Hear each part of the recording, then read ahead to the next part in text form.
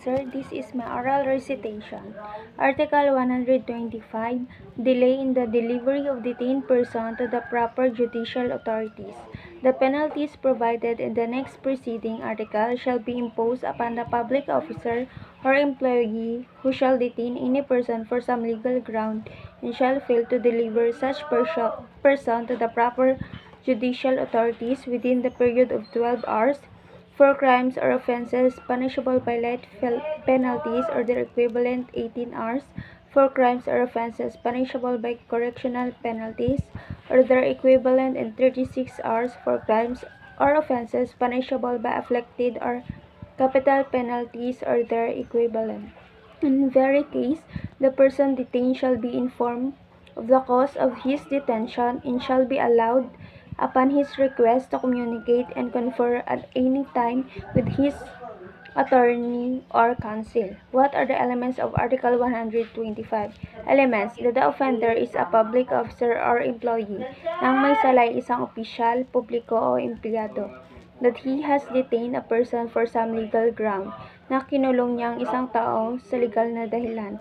Number 3, that he fails to deliver such person to the proper judicial authorities within 12 hours for crimes or offences punishable by light penalties or their equivalent, or B. 18 hours for crimes or offences punishable by correctional penalties or their equivalent, or 36 hours for crimes or offences punishable by afflicted or capital penalties or their equivalent.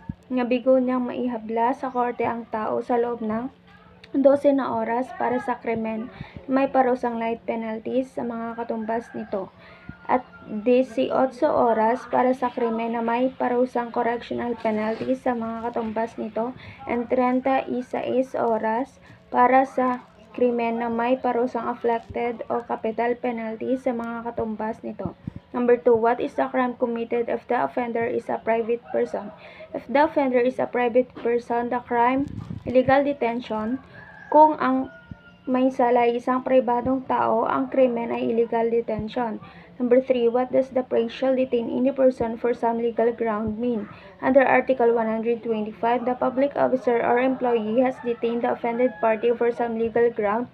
The detention is legal in the beginning because the person detained was arrested under any of the circumstances where arrest without warrant is authorized by law. The detention becomes illegal after a certain period of time because the offended party is not delivered to the proper judicial authority within the period specified by Article 125. Sa ilalim ng Article 125, ang opisyal, publiko, empleyado ay nagkulong ng naagrabyadong tao sa legal na kadahilanan. Ang pagkulong ay legal sa simula. Dalang taong ikinulong ay hindi sa ilalim ng alinman sa mga pangyayari na kung saan ang paghuli na walang warrant ay pinahintulutan ng batas. Ang pagkulong ay magiging illegal pagkatapos ng ilang oras dahil ang naagrabyadong tao ay hindi nasampahan ng kaso sa loob panahon na itinakda ng Article 125. Number 4, does Article 125 apply when the arrest is by virtue of a warrant of arrest? Article 125 applies only when the arrest is made without a warrant of arrest, but the arrest must be lawful. Nag-a-apply lamang ang Article 125 kung ang paghuli ay ginawa na walang mandato de aresto pero ang paghuli ay dapat na ayon sa batas. If the arrest is made with a warrant of arrest, the person arrested can be detained indefinitely until his case is decided by the court or he posts a bail for his temporary release. Kung ang paghuli ay ginawa ng may mandato de aresto, ang taong nahuli ay pwedeng makulong sa hindi tiyak ng hangganan hanggang ang kanyang kaso ay mapasyahan ng korte o di kaya ay siya ay nagbayad ng bail para sa kanyang pansamantalang paglaya. The reason for this is that there is already a complaint or information filed against him with the court which issued the order or warrant of arrest, and it is necessary to deliver the person thus arrested to that court. Ang rason nito ay meron na demanda na naisampa laban sa kanya sa korte na naglabas ng mandato de aresto at hindi kinakailangan na sampahan pa siya ng kaso sa korte. What is the disposition of a person arrested without a warrant? In case falling under paragraph A and B, section 5, rule 113, the person arrested without a warrant shall be forthwith delivered to the nearest police station or jail, and he shall be proceeded against in accordance with Rule 112, Section 7, Section 5, Rule 113, Revised Rules of Criminal Procedure.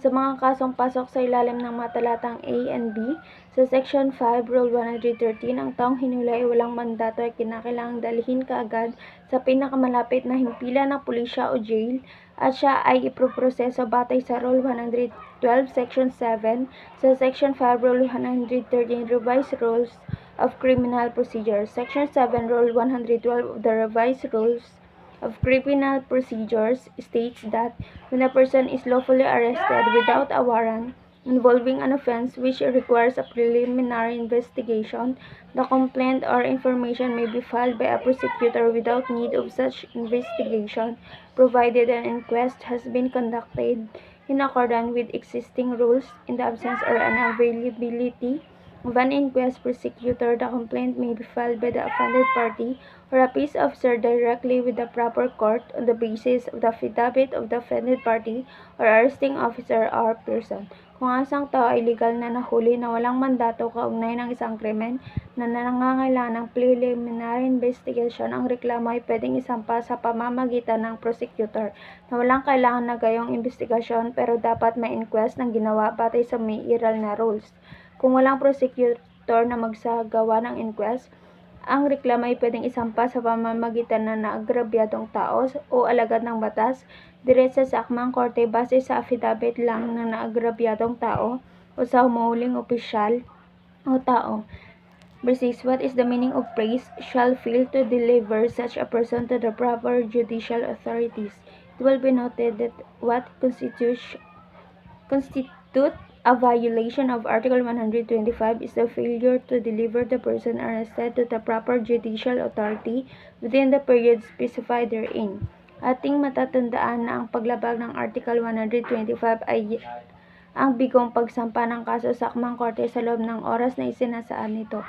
Number 7. When do we say that the duty of a detaining officer is deemed complied with? The duty of the detaining officer is deemed complied with upon the filing of the complaint with the judicial authority. Ang tungkulin ng nagkulong na alagad ng batas basta ay masasabing natupad na sa pamamagitan ng pagsampa ng reklamo sa korte. Number 8. What is the meaning of the phrase proper judicial authorities? The term judicial authorities, as used in Article 125, means the court of justice or judges of said court vested with judicial power to order the temporary detention or confinement of a person charged with having committed public offense. That is Supreme Court in such inferior courts as may be established by law. Section 1, Article 8 of the 1987 Constitution. Ang terminong judicial authorities na ginamit sa Article 125 ay nangangahulugan ng korte, ang hustisya o mga huwis na nabanggit ng mga korte ng pagkalooban ng kapangyarihan na naukol sa korte ng mga utos sa pantalang pagkakakulong ng tao na pinadaratangan ng pagkakagawa ng krimen. Iyan ang Korte Suprema at mga korteng nasa ilalim nito. Number 9. What if judge is not available? What should be done with the detained person? Where a judge is not available, the arresting officer is duty-bound to release a detained person if the maximum hours for detention provided under Article 125 of the Revised Penal Code has already expired. Failure to cause the release may result in an offense under Article 125. Kung walang huwis na umuling alagad ng batas ay may tungkuling palayain ang nagkakakulong ng tao kung ang pinakamataas na oras para sa pagkakakulong ayon sa Article 125 ng Revised Penal Code ay natapos na. Bikong mapalayang tao ay magresulta ng isang krimen sa ilalim ng Article 125. Number 10. What is the procedure to follow if the arrested person by virtue of arrest without warrant asks for a preliminary investigation? Before the complaint of information is filed, the person arrested may ask for a preliminary investigation in accordance with the rule, but he must sign a waiver of the provision of Article 125, the Revised Penal Code as amended, in the presence of his counsel.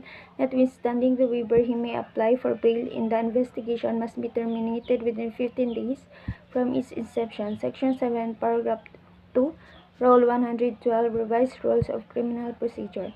Bago ang reklamo ay isampa, ang hinuling tao ay pwedeng humingi ng preliminary investigation alinsunod sa rule, pero kailangan niyang pumirma ng waiver sa provision ng Article 125 ng Revised Penal Code as amended sa presensya ng kanyang abogado.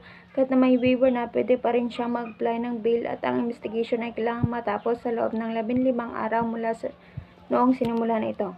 Under sa Section 7, Paragraph 2, Rule 112, Revised Rules of Criminal Procedure.